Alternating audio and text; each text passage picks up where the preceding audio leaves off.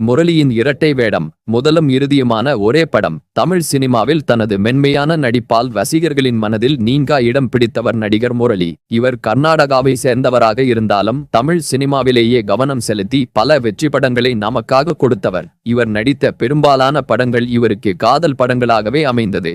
ஆகையால் இவருடைய கதாபாத்திரம் பெரும்பாலும் சோகமாகவே அமைந்தது. இவர் மொத்தம் 99 படங்களில் நடித்துள்ளார். குறிப்பாக மணிரத்னம் அவர்களின் முதல் தமிழ் பட ஹீரோ நடிகர் முரளிதான்.